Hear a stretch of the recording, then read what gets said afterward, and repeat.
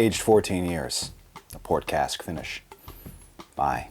I had to stop opening figures because I was too drunk to continue the other night. But I'm back and I'm going to finish opening the rest of the Krakoan Marvel Legends wave. I'm Dan Umphin. This is, of course, Scotch Whiskey. And this week we're opening up Scott Summers, also known as Cyclops.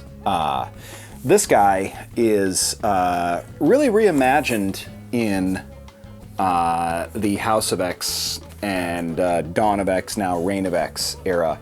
But he's still kind of a jerk. And if you want to know more, you should search under the same channel, Cyclops is a D, you know, the rest. Anyway, this is a great figure, though, and great costume design. Harkens back to Bendis's Uncanny X-Men era.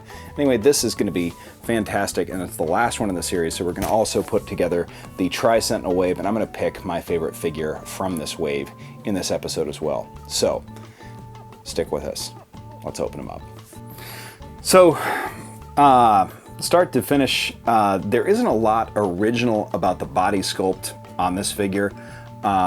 Your standard shoulder joints, regular articulation, the costume and paint and everything. To the gauntlets, that's all original.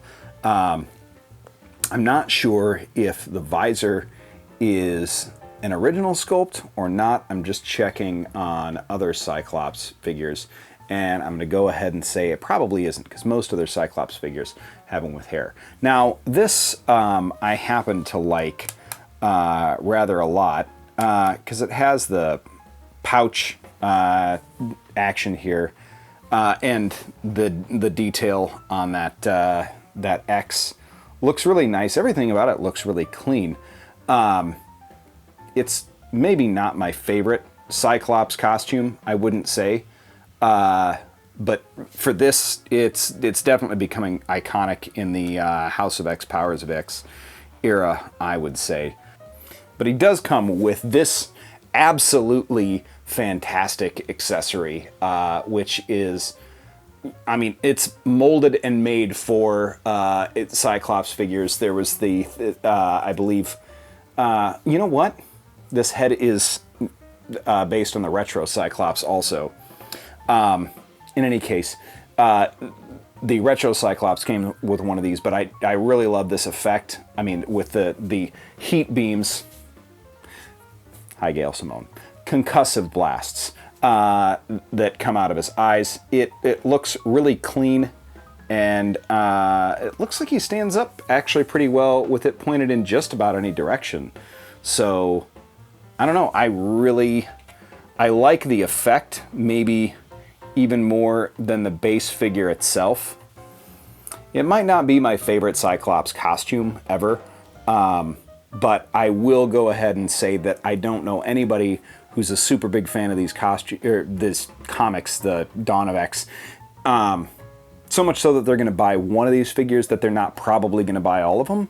I feel like I would have a pretty hard time choosing just one of them. The only one I could think of to maybe potentially pass on is the Omega Sentinel, if you really didn't want to build a figure, but just the same. It comes with a long left arm for the Build-A-Figure, which, why don't we go ahead and build Mr. Tri-Sentinel now? All right, first let's talk about the good and what I like here. This is actually pretty cold. More so than I thought it was going to be. I wasn't really pumped for this. I thought they could have come up with some better Build-A-Figures for this wave, especially getting some of the larger characters in the House of X, Powers of X, and the X universe as a whole. Exodus, I don't know, the X of Swords, Apocalypse, I don't know, take your pick. Anyway, this is pretty sweet. I mean, it looks like an Evangelion angel. It's not the Tri-Sentinel that I'm necessarily the most familiar with in Marvel. That, of course, is coming from HasLab, that extra head. That's going to be, wow, that's going to be crazy when that drops this summer, because that's coming. But this thing is pretty cool.